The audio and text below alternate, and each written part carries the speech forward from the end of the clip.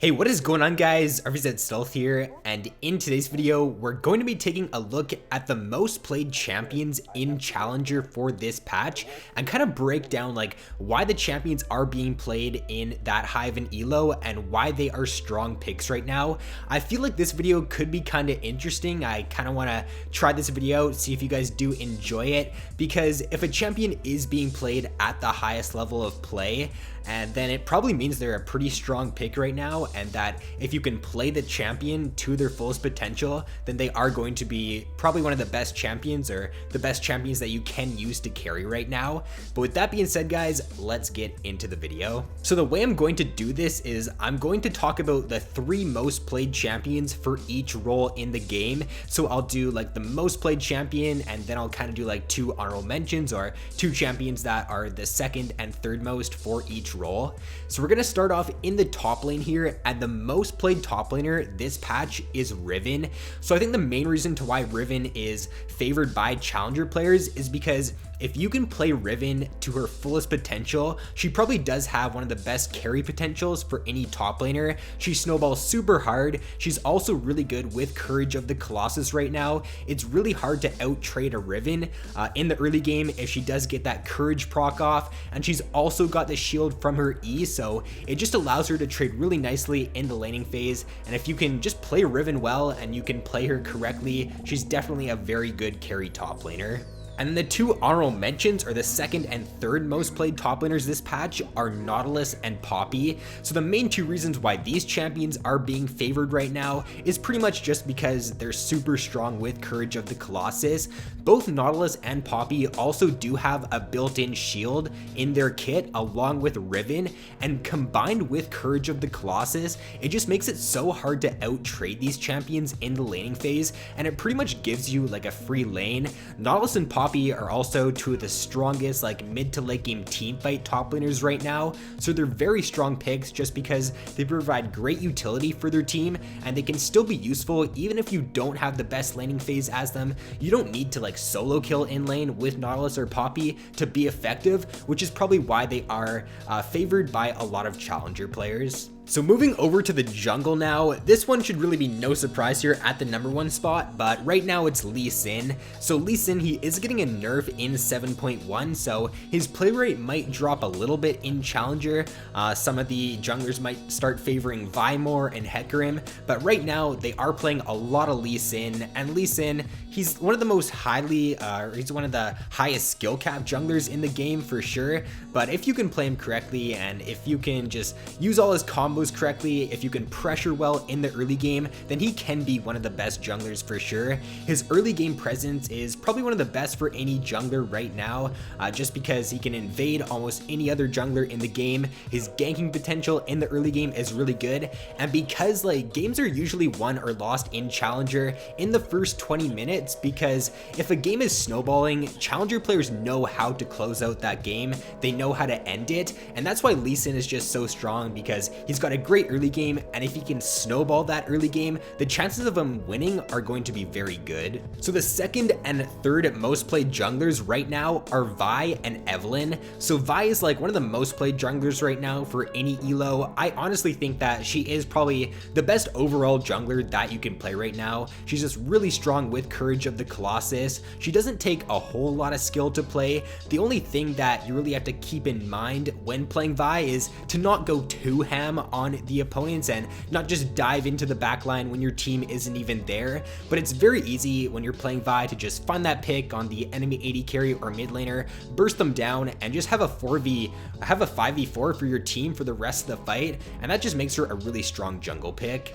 And then for Evelynn, she's picked probably for the same reason that Lee Sin is very highly contested, and that's just because her early game is one of the best for any jungler, and the early game is just so important in higher levels of play. If you can get like a nice snowball going with Evelynn, then you're probably just going to be able to end the game like by the 25 to 30 minute point. And she also does have that stealth ability, so it's so hard to just play against an Evelynn. You always have to be like wondering where the Evelynn is, and you can never really play play like super aggressive in the laning phase, because if it's a smart Evelynn player, then she's gonna end up killing you. Like if you push out a lane, or if you're only pushed like halfway out a lane, then Evelynn's probably just gonna kill you. So she's just a really good early game jungler, which is why she is favored by challengers. So moving over to the mid lane now, the most picked mid laner right now is Rhys. So I think the main reason to why Rhys has such a high pick rate is because he does a lot of consistent damage, and you can always be relevant with Rhys like in a team fight. Even if you do like miss one skill shot, you're gonna have your E off cooldown in about 3 seconds. I'm pretty sure it's on like a 3 or 4 second cooldown. So the amount of consistent damage you can get off with him is gonna be really good in team fights. You can definitely solo carry a game with Rhys if you can like hit your EQ combo consistently in a mid to late game team fight. His damage output is just really good, and I think that's why challenger players do like to pick him a lot. He also does have the point and click snare with his W, which also makes him a great pick.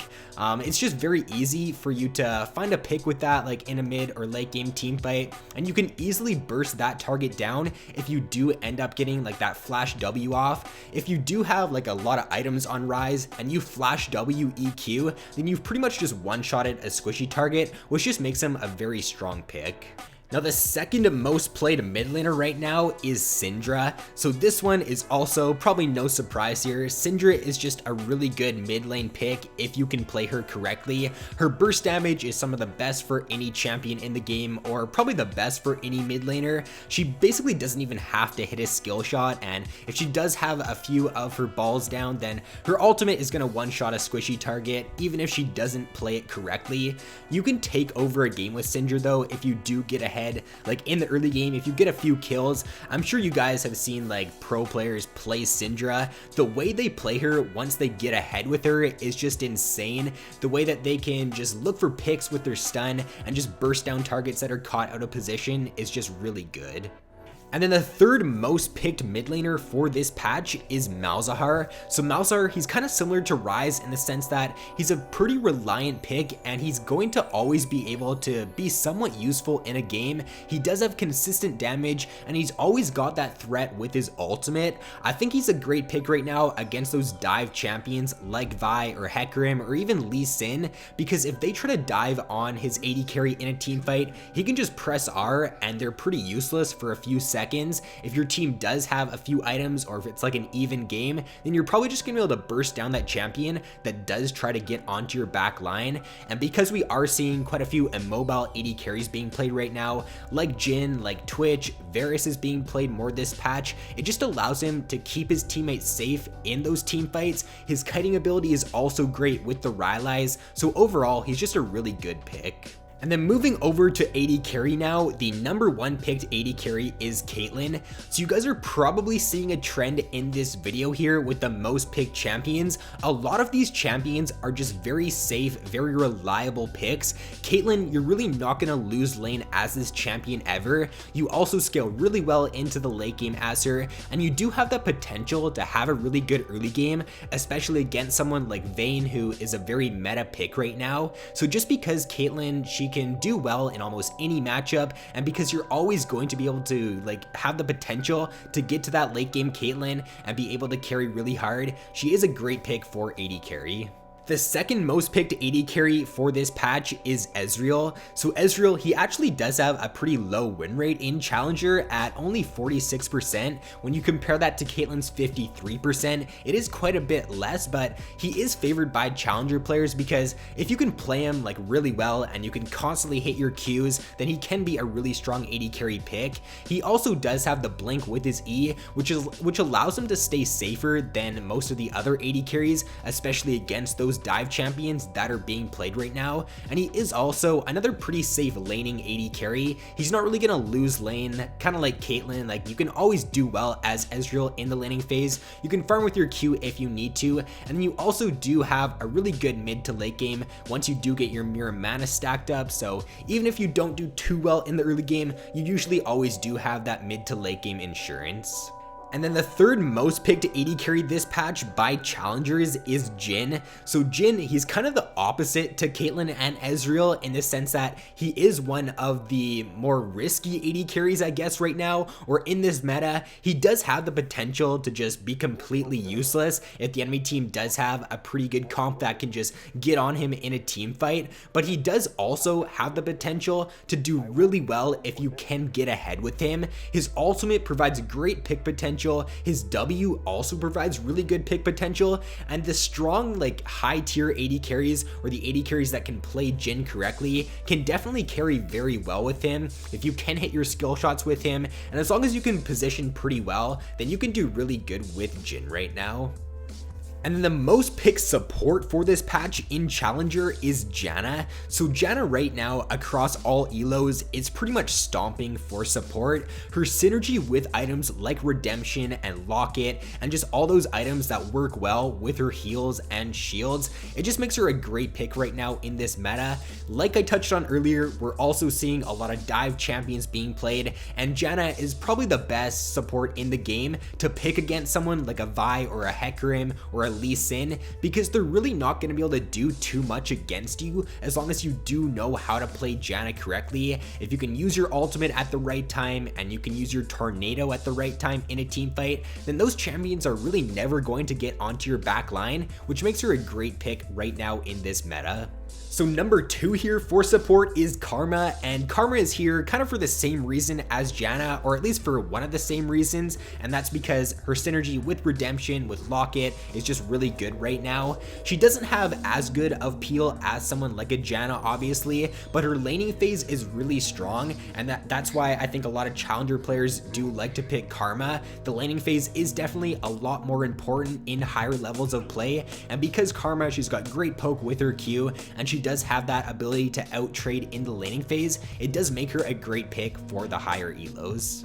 And then last but not least here, the third most picked support for this patch is Blitzcrank. So I don't know exactly why Blitzcrank does have such a high pick rate in Challenger. I think it's just because his hook is such a strong tool, and if you can get that one hook off, just that one hook in the laning phase, then you could just end up winning your team the lane. And because people do know how to work with a lead more in Challenger and in higher levels of play, then if you do end up getting first blood, or if you do get that kill in the laning phase, then the lane is pretty much over as long as you don't end up throwing it somehow. He does have, or he is kind of like a high risk, high reward champion though, because if you don't hit your hook, then you're not going to be very successful on him and you're probably not going to do too well, which is why I'm kind of surprised he does have a higher pick rate in Challenger. But because I guess just that one hook could end up winning your team the game is why he is picked at higher levels of play. So that is going to be all for this video, guys. Be sure to let me know down in the comments below if you did like this type of video and you would like to see it maybe once every 2 patches. I could even do it every patch if you guys do like this video idea. But with that being said, thanks for watching, have an awesome day, and I will see you in my next video.